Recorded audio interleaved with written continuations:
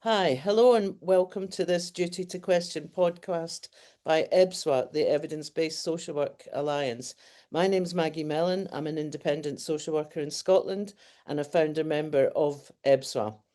We were established over 6 years ago in 2019 to speak up for an evidence-based approach to sex and gender identity in social work. Our concern was that practice and policy had increasingly been taken over by gender ideology and a denial of the material reality of sex and everything that means for humans. So we have provided a voice, I think, over that time for question and dissent. And our Duty to Challenge podcast has covered issues of disability, the family courts, children, data, and we've had guest speakers of Professor Alice Sullivan, Sarah Fullamore, the barrister, Stephanie Davis-Sarai of Transgender Trend, and you can find our podcast on all of the major platforms, Spotify, Apple, YouTube, and Podbean. So tonight, our guest speaker is Jane Fenton, Professor Emeritus in Social Work in the University of Dundee. We're going to be discussing Jane's work on social work education and practice, in particular, her defence of universal values and pursuit of social justice informed practice. Jane's going to introduce our discussion and spark off the discussion to come, which will have a particular focus on the spread of belief in gender identity in social work. So our other speakers are Emma Darling and Nicki Benge. Both are EBSWA members for some time now and social workers in practice in England. And both of them have relatively recently qualified and come into practice in local authorities, so they're ideally placed to contribute. So I'm going to welcome Jane and thank her very much for taking part in the podcast and ask her to sort of spark off the discussion by introducing her work and thoughts about education and practice in social work. Okay, thanks very much, Maggie, for that introduction.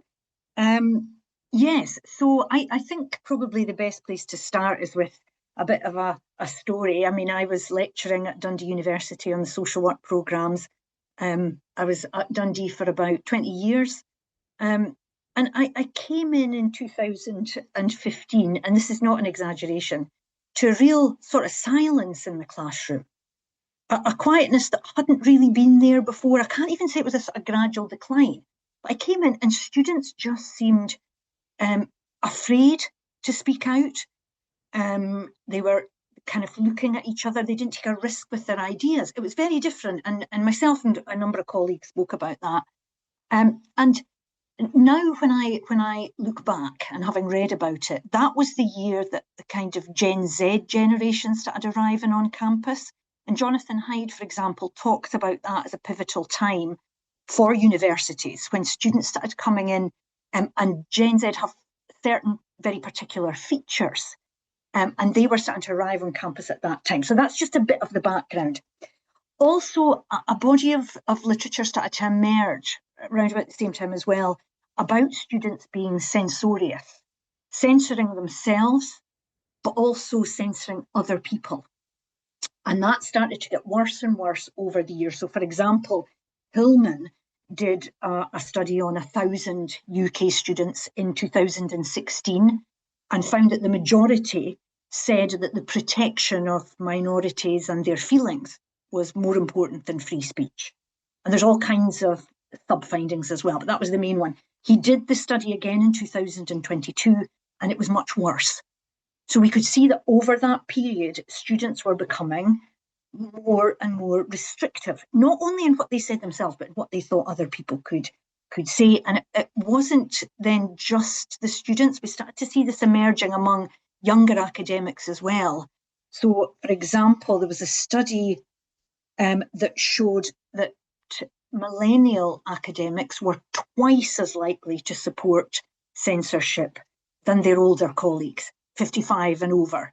So the oldies were all about free speech and academic freedom and what have you. But a lot of the younger academics, especially if they identified as far left and as activist, then were twice as likely to support censorship. And we're talking about things like getting somebody sacked, not just little disapproval, but but actually getting somebody sacked. So there's all this happening with this censorship, what was going on. So myself and Professor Mark Smith at Dundee Uni decided that we would run our own research study. And we applied for some funding from Heterodox Academy, and we were successful in that. Heterodox Academy had done a lot of studies in America about this, and their research was showing that about 60% of students felt reluctant to speak about at least one topic. So we adapted their sort of validated questionnaire for the Scottish context. So there was some language, American language, and different politics and stuff that we had to change. But we also added 2 different questions. And one was what kind of topics are you reluctant to speak about? We added transgender issues because that was really becoming a very hot topic at the time. Under the why are you reluctant to talk selection of answers, we added, I might cause emotional or psychological harm, because that wasn't an option that the students could tick from the validated questionnaire. But around about the same time, it was 2021, we did that study. And that was when Scotland was becoming really hot on the hate speech laws and all of that. And a lot of this stuff about safetyism and harm. So we included that as well. Maybe nobody would answer that. So we ran that with students. We managed to get students from all the universities in Scotland that run social work courses. And we sent our questionnaire and gathered that back in and then analysed the results. So what we found was that 67% of students were reluctant to speak about at least one issue. Now, that is enormous. At a university where you're meant to be talking about stuff, 67% said they were reluctant. The top issue for reluctance was transgender issues. They were, a huge amount of them, very, very afraid to discuss that and speak about it. When we looked at the reasons for reluctance, the top reason was other students will criticise me. So they were afraid of each other almost, and the criticism that can come, I suppose, online as well as ostracism and what have you. And the second top reason, and I will return to this a wee bit later, was that I might cause harm. So that one that me and Mark had inserted, it was a very kind of close second. Students didn't want to say anything about perceived oppressed groups because they thought they would cause emotional and psychological harm. So that was the first piece of research. Now, I have to say something else about the literature review here that's particularly important to social work and other female-dominated professions, is that women are, across all the research studies, far more likely to want to censor other people and far more likely to be concerned that they will cause harm, far more likely to prioritise safety and emotional comfort over a search for truth. It's not a good thing.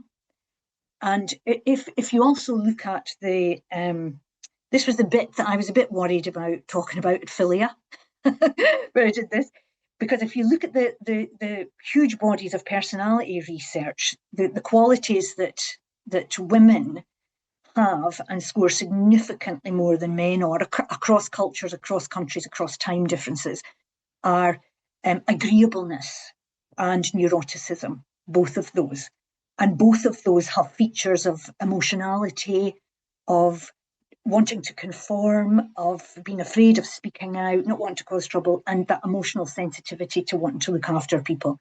That can come from very, very good and precious places, but it can also have negative consequences. So that was the first bit of research that I wanted to talk about.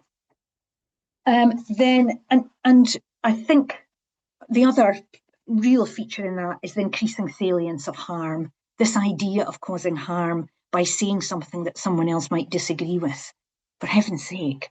But that expansion of this idea of harm is hugely important. So then in 2024, myself and another colleague, Catherine Young, undertook a study at Dundee University looking at Gen Z women. We'd had a lot of this discussion about censorship and what have you. And again, a lot of research, Jonathan Haidt, once again, talking about the sort of Gen Z mental health crisis in general, and how it's particularly hit young women. And why is that?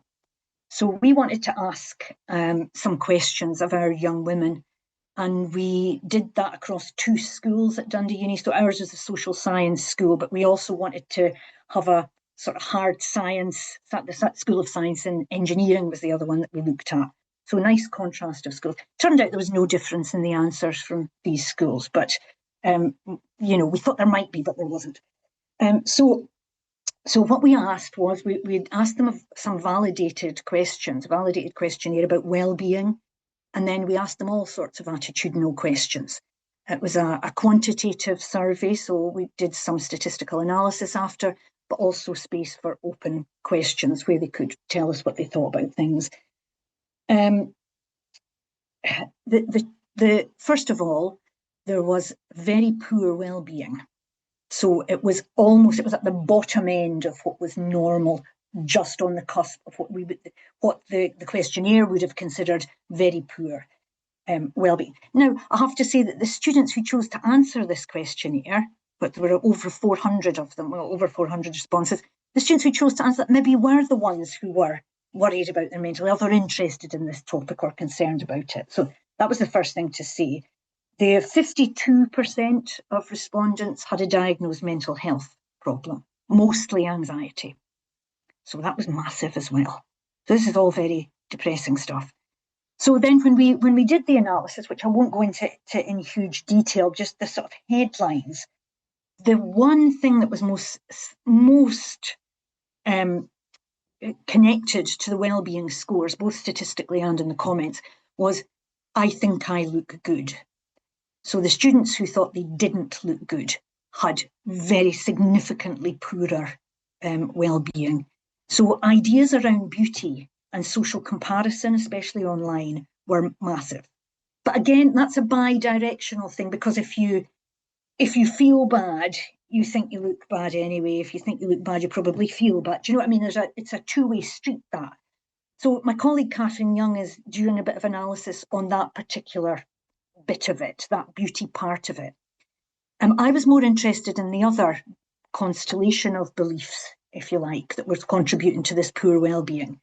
And they were very, very much about women as victims. So there were things like, it's difficult to be an adult, relationships with men are difficult, men have it much easier than women are oppressed, women are powerless, there's very little sort of agency. And here's a big one, if you remember the first bit of research, women and minorities need protection from harm, not physical harm, emotional harm. 91% of our students agreed with that. Very, very much more for the left-wing students, just like the previous research, this kind of cultural left, I would say, not the traditional left-wing in the way that I would have understood it, but this sort of cultural left, these notions of constant oppression of minorities, even when the evidence isn't really there, constant oppression of women, even when, there's a lot of good things about being a woman. The students had a lot of distorted beliefs around that, how much danger they were in and all of this kind of thing.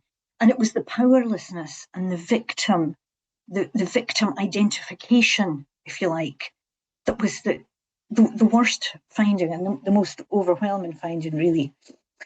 And the women saw the answer to this as more mental health services. They didn't question why everybody has mental health problems. This is how it is. This is how it is for women. And not wanting to get kind of any deeper into why that is.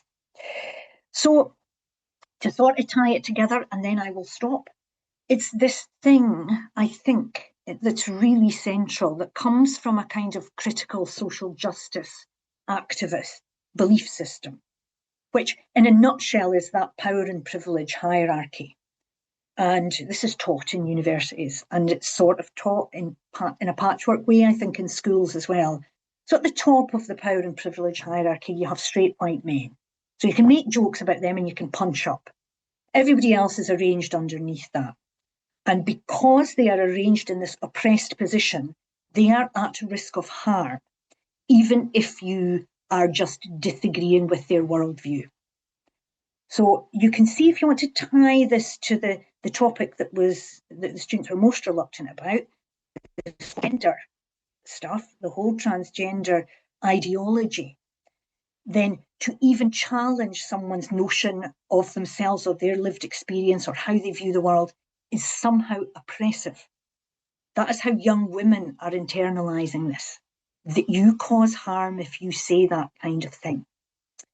I think it comes from the same root as like Black Lives Matter, like certain kinds of feminism, like some ableist studies as well. It comes from that same sort of thing that's presented as fact when it isn't fact, it's just a theory of the power and privilege hierarchy. You can trace most things back to that. So yes, so young women, this is what we're seeing.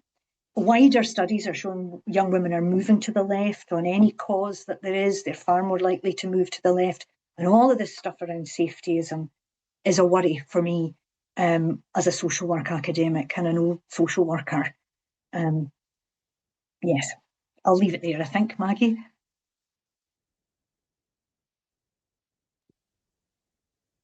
Hi, sorry, just trying to find the mute button there. I couldn't find it. Thanks very much, Jane. That was really interesting, fascinating, in fact, and I'm really looking forward to the discussion and hearing from Nicola and Emma what their own experiences have been and whether they chime in with that. I thought we'd maybe start by looking at education and experiences of social work training, and then maybe move on to the work sphere. So I don't know if either of you want to chip in and say whether any of that had resonance for you or differences. Do you want to go? Hi all. So Nicola speaking here, and I think what Jane said was absolutely fascinating, really. And I'm not the young woman to which she refers. Sadly, I've left that aspect of myself behind. But as a mature social work student, I definitely noticed that sense of agreeableness and that sense of finding it hard to have difficult conversations in lectures and in seminars because no one wanted to offend anyone. And actually, speaking from my personal experience in my cohort of my studies during sort of qualifying, I would say 90% of the students were female and under around 25. So I was an anomaly in that sense. But actually, it was about agreeableness. And quite quickly, that younger group of women sort of separated themselves and socialised en masse. And it was very much about dressing the same, talking the same, and kind of being kind. And the focus was very much on being kind.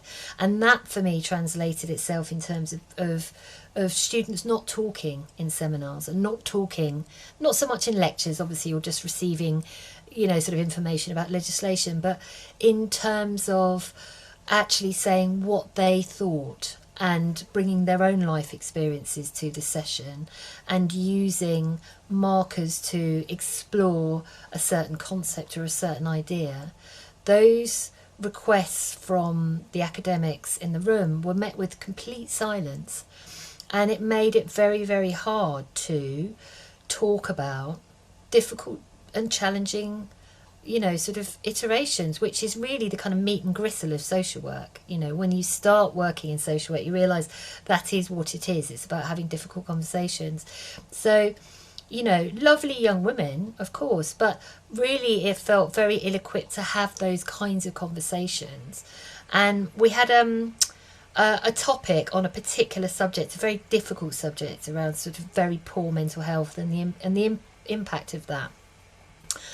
And that became really quite a challenging seminar because there was sort of some almost non-verbal bullying going on from the people who were able to talk about this particular subject and those who felt that it wasn't a fitting subject for a seminar, even though they, as much younger women, shouldn't have been able to have that level of power over an academic to be able to talk about the subject. In this case, it was the subject of suicide.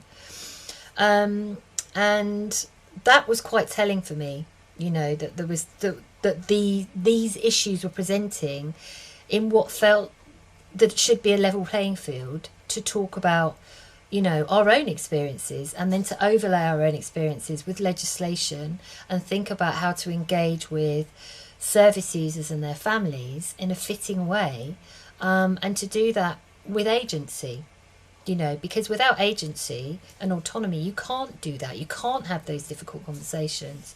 So it was quite eye-opening for me. I hadn't been in education for many years, so it was a deep dive into a whole new generational shift. And I really can see what Jane was saying about that point in 2015, that sudden shift.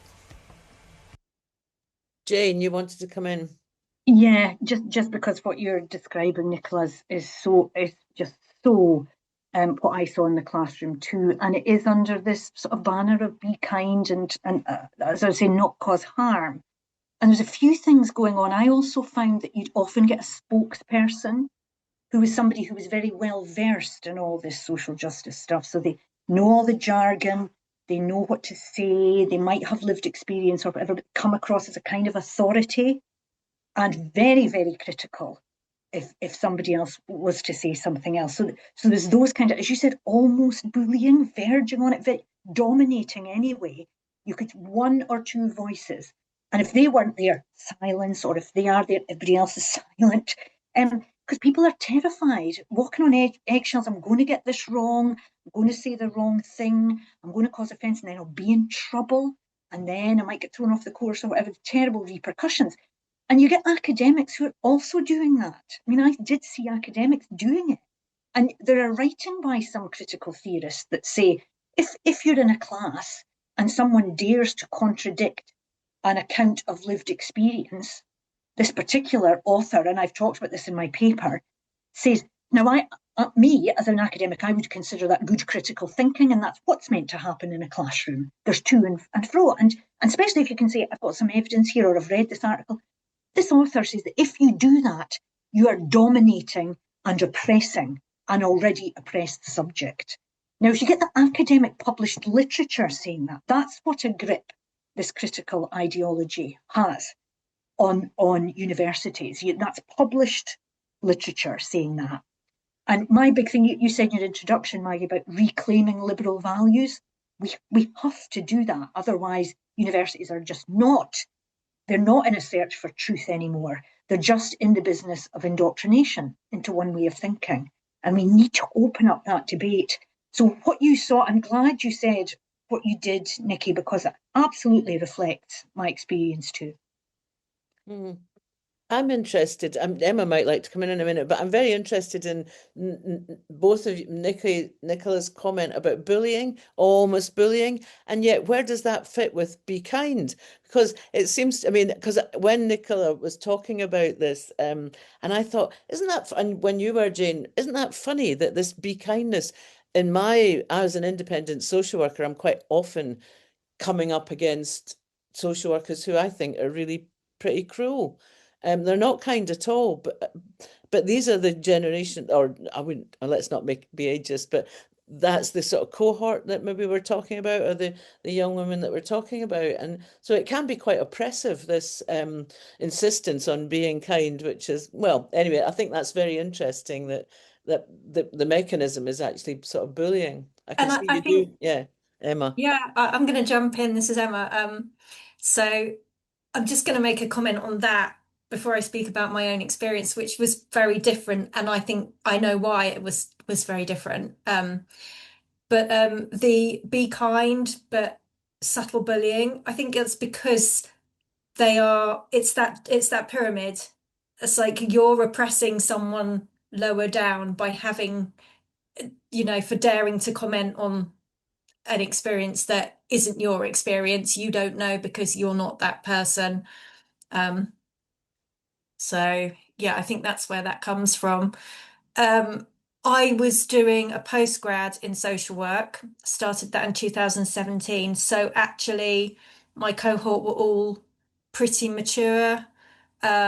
So most of us were like, I'm in my 50s now, and I was in my late 40s when I started it.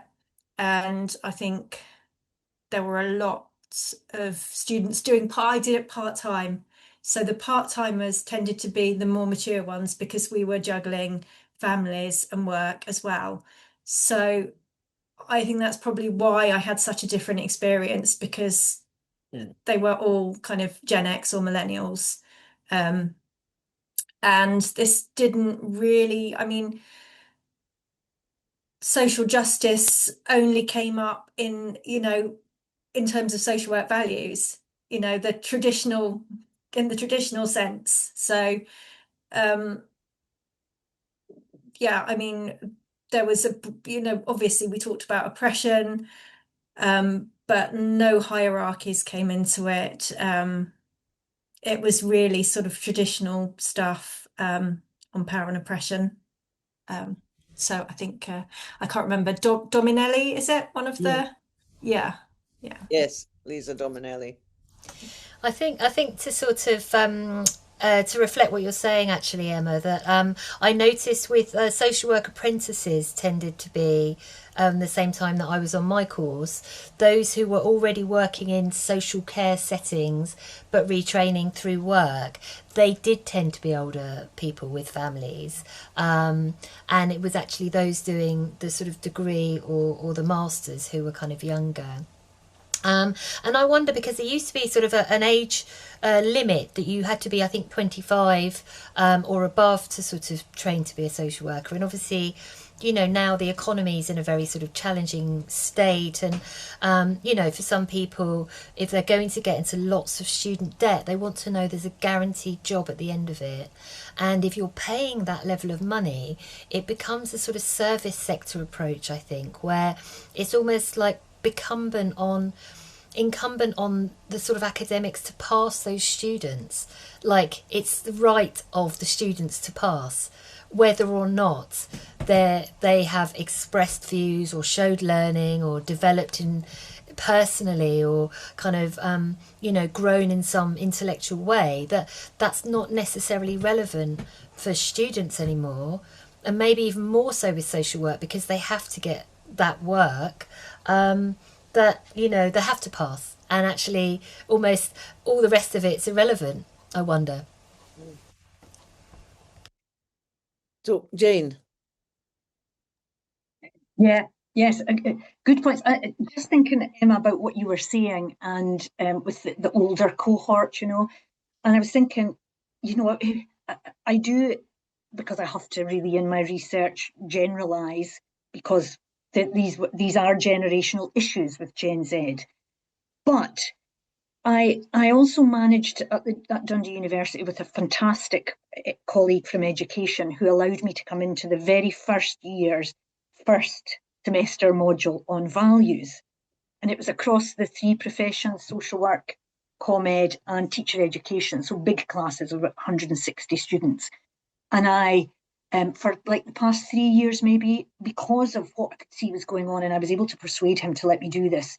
And I went and I did a lecture on racism, for example, and I showed them evidence that maybe the UK isn't structurally racist. And they had not come across that idea. I asked them at the start who thought the UK was. All the hands went up, and then I showed them, I don't know if you know Raki Besant's research, brilliant. He's a Muslim guy from Luton, and he does research on ethnic minority groups in Britain. And it's absolutely fantastic. You know, he uncovers things about patriotism, about success, that white Brits are not nearly the top ethnic group for earning, all of this. There's a difference between Black African population and Black Caribbean population in terms of success in education and all this. It's a really mixed picture. And if you try and boil that down to white oppressor, Black or minority ethnic oppressed, it is utter nonsense. So I showed all this to the students and said, there's enough here to say, maybe I have reservations about the UK being structurally racist. Do you think? And 99% went, well, yes, but nobody has ever talked to us like this before. They hadn't had that. Now, there was a little group in the class, and we know the group, who were like looking away and didn't want to talk to me because I was a terrible bigot for showing them this evidence. But the majority of young people in that class, I would say there's a palpable sense of almost relief. And then I would come back and I did something on free speech and all of that. That was kind of the 2 lectures that I did, and traditional liberal values. And I said, if you believe in a colourblind approach, for example. Now, a lot of students know that that's somehow not okay. It's just somehow old-fashioned to say that. And they've got to be race conscious, but they don't quite know in which way, because it could be racist. And I come along and I say, I want to aspire to a colour-blind approach. That doesn't mean I don't see colour. It means I don't put any significance in the colour of someone's skin. And I think people should be treated equally, regardless of that. Now, 99.9% of the students in the classes agree with that. They've just never heard anyone say it's okay to think like that. And I try and say, this is a liberal principle. Here are the other liberal principles. Be a proud liberal. You're not saying anything wrong. Now, if those students, and I have to say, Dundee Uni's not bad at this, those students go on then and write about that, and can write, if it doesn't get squeezed out of them by the time they get to 4th year or whatever, then they are still passing. And they aren't failed because they are coming from the wrong ideological standpoint, because they know they're kind of in the right. So I'm not saying it's ideal, and it isn't, and it maybe doesn't last very long, this sort of effect. But the response in the classroom was heartening. And I think it's universities who are making this worse. And when students start asking for trigger warnings and safe spaces and all this nonsense, we should be saying, no, you're at university, you'll discuss things. That's how it is.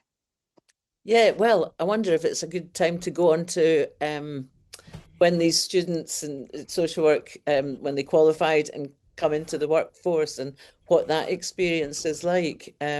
Because obviously, yes, I mean, when you think about people asking for a trigger warning going into social work, it's not really, the two things don't go together. However, I wondered if you could talk a bit about you, because Jane's been training these people and looking at this cohort of students, and you've been part of that sort of those years of doing social work training. What's your been experiences of going into practice with older social workers, managers, colleagues, and how free is practice? How free is speech in practice? How much challenge is there? Is that for all of us, or anyone in Do you want to go particular? first on that, Nicola? I can see. Yeah, I mean, I would say that I don't think it's any different in practice. I think it depends which sector you go into, and I think maybe some sectors have more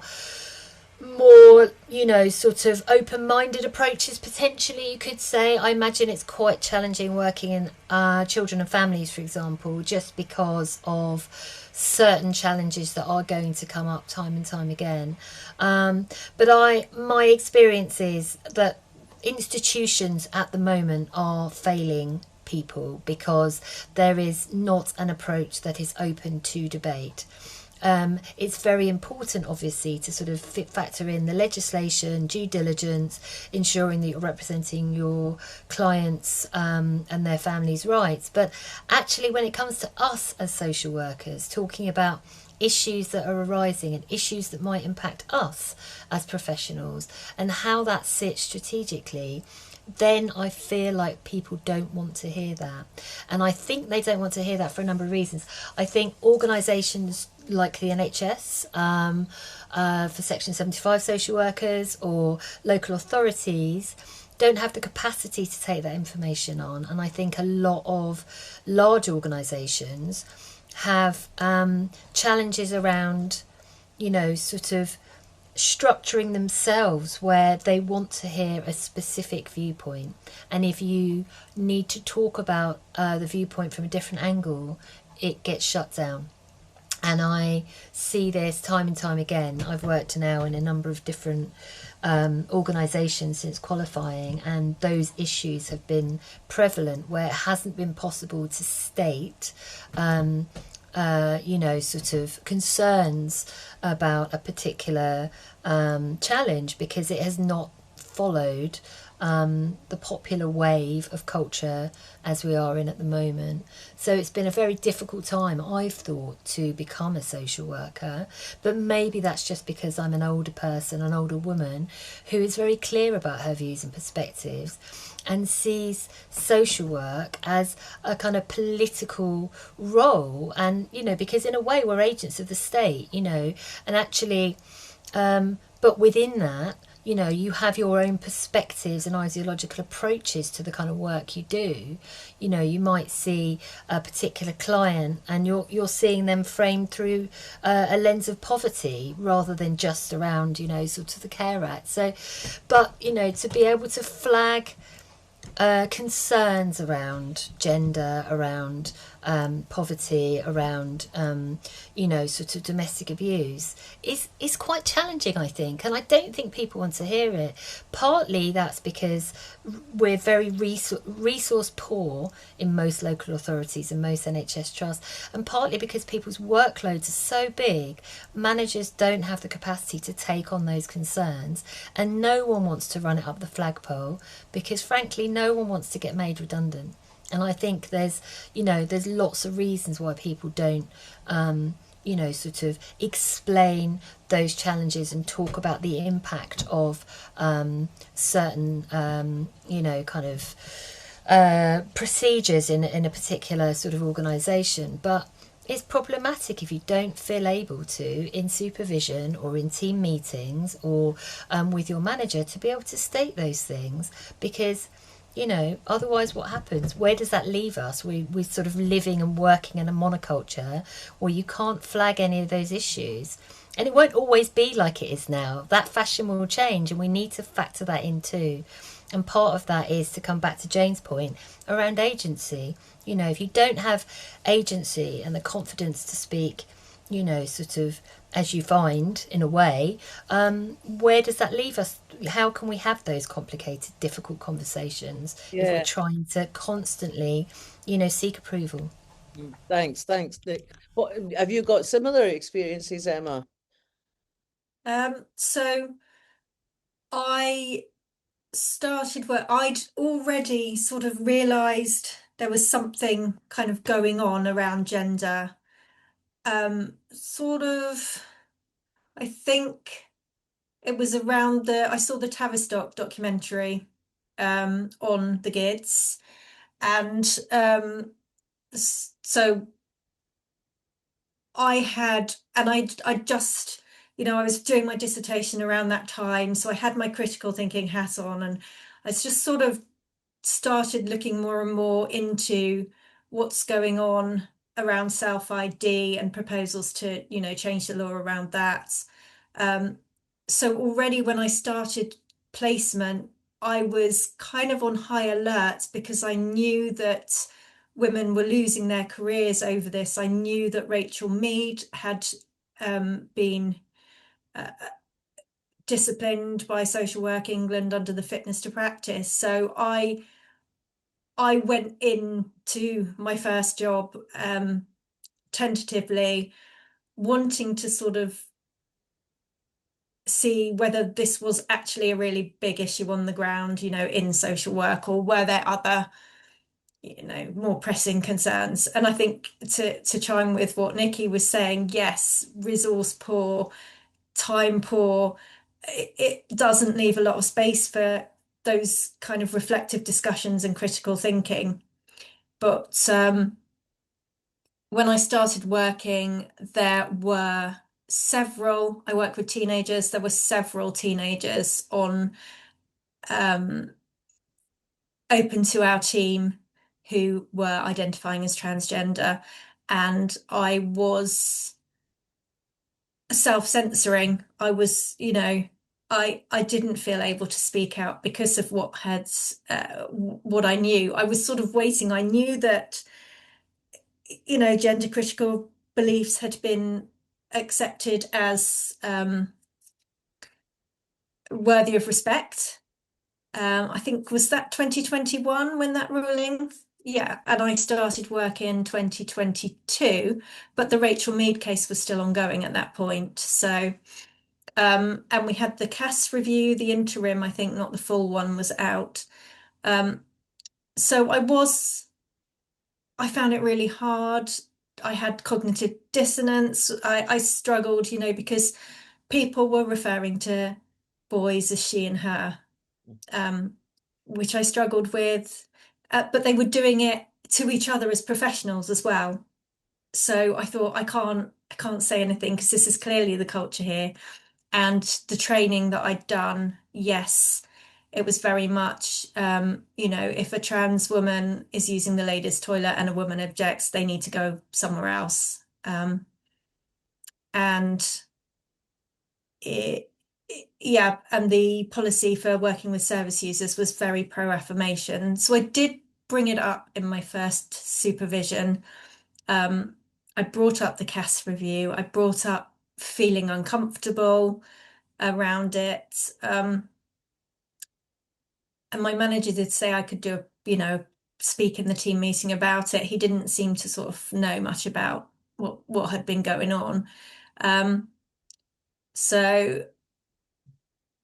But I was frankly scared and I was self-censoring. So I just sort of said, no, I'll leave that. I'll just, put that to one side. I'll focus on, what the kind of other needs of the young people that I'm working with are.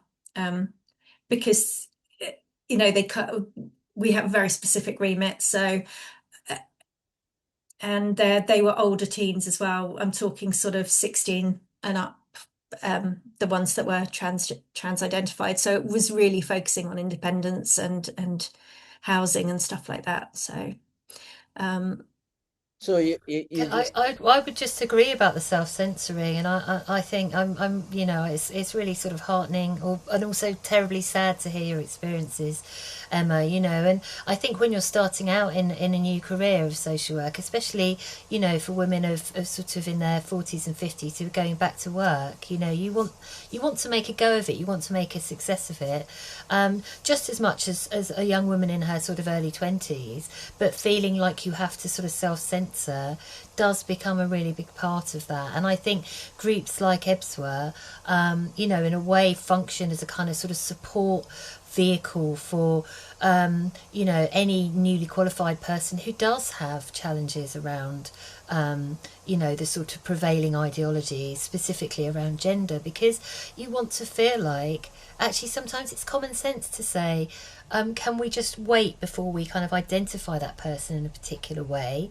Let's look at their, the sort of holistic model before making a kind of diagnosis or sending them up a path that perhaps is a path they can't come back from. Well, the thing is, we're not identifying them as that. They're identifying themselves as that. And that's where the challenge comes in when you're working in practice, because you're trying to build a relationship with that young person.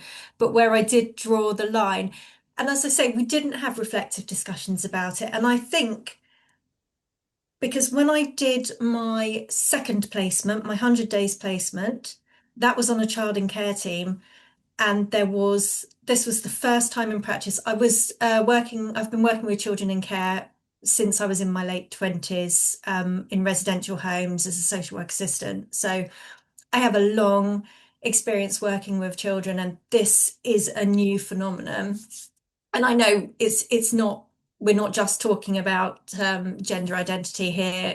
There are other critical social justice things, but this is the one that I have noticed in practice, is the young people identifying now as transgender. And as I say, on my 100-day placement in a children in care team, there was one young person, teenage girl, who was identifying as, at that point, non-binary. She had started identifying as a boy in the COVID lockdown, had been spending increasing amounts of time online, and had all the symptoms of classic autism. So, it seemed like that was a new thing. The social worker I was working alongside, she hadn't come across this before.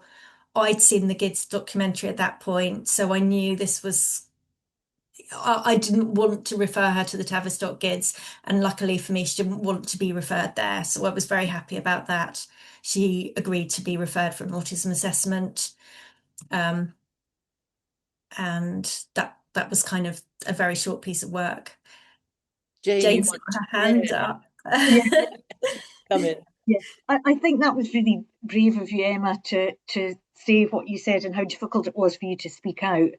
And I suppose, it wasn't that long ago where the mantra was no debate anyway.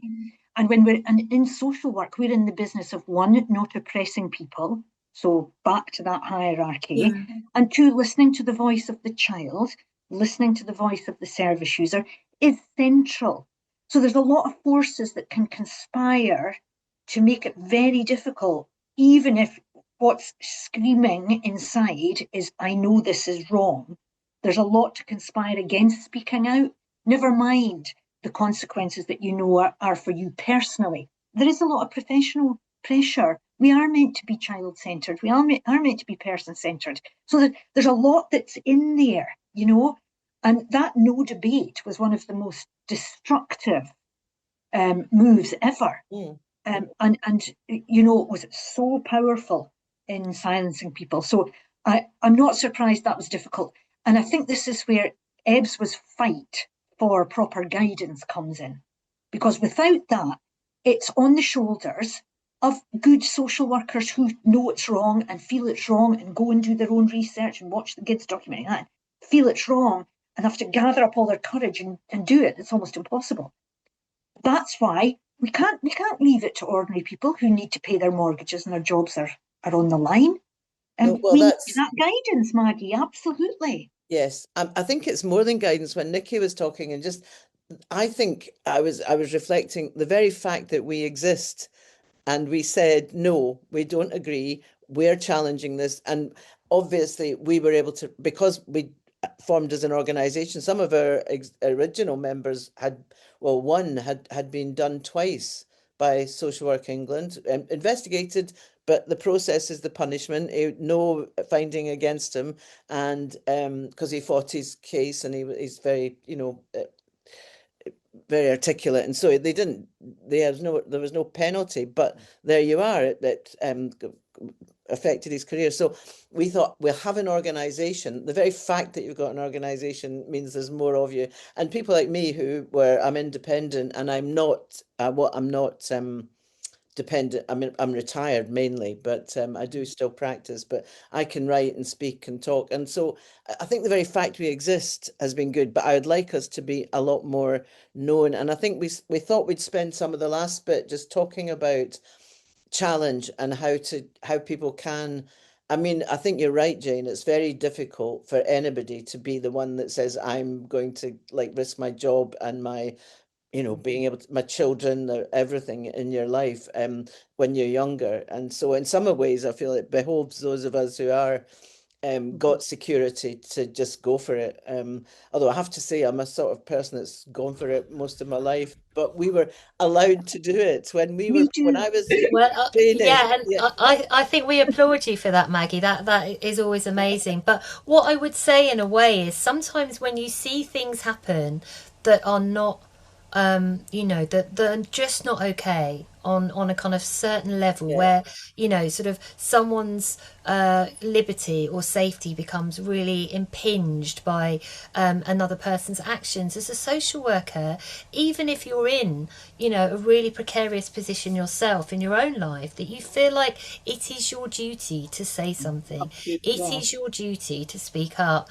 And I joined EBSWA when I started my Masters in Social Work because I had a feeling that I might have some challenges, because I am, someone who's always felt able to say what they think and to campaign around social justice.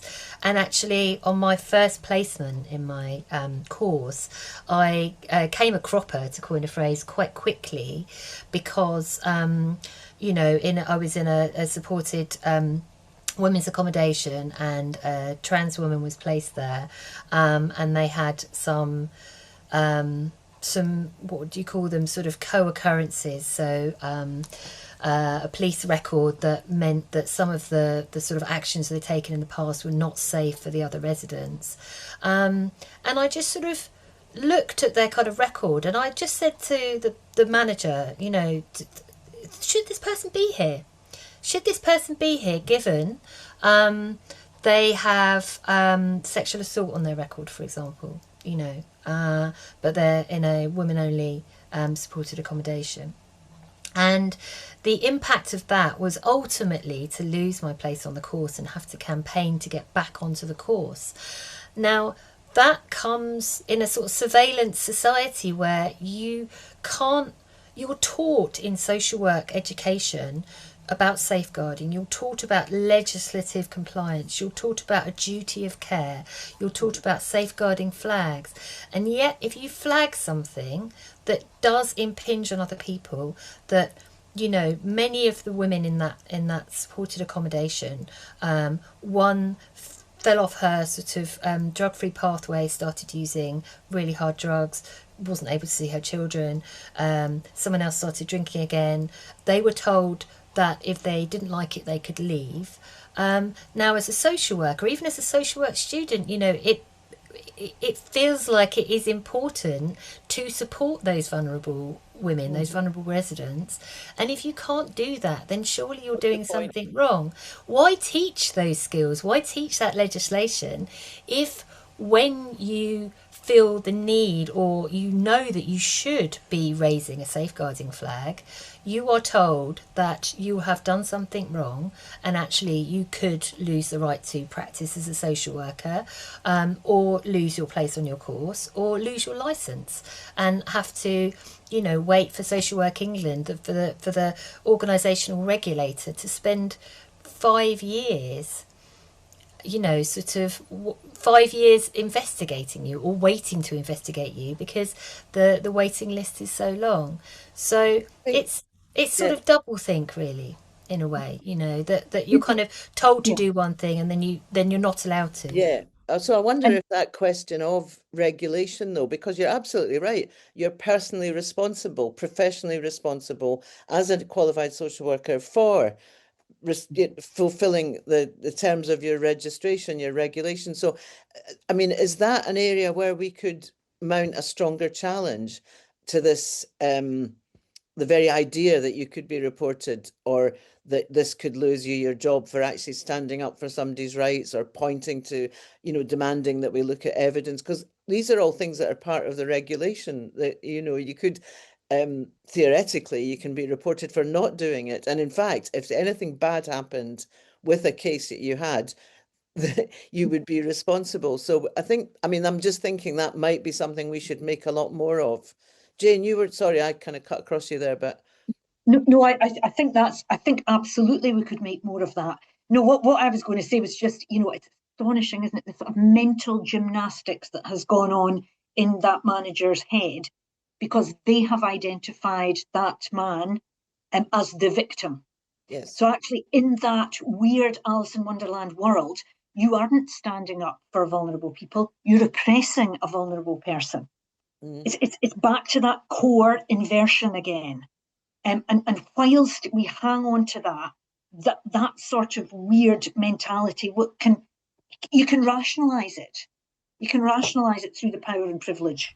Well, it feels like internalised Emma patriarchy is what it does. It's internalised patriarchy, and you know we're supposed to unpick power dynamics. Emma's going That's to okay. Pass the over, sorry. That's okay. Sorry, Nicki. I was just going to say that now I've lost my train of thought, but it very much depends on the buy-in to the ideology of the culture of the organization. So, and then it just takes that one person.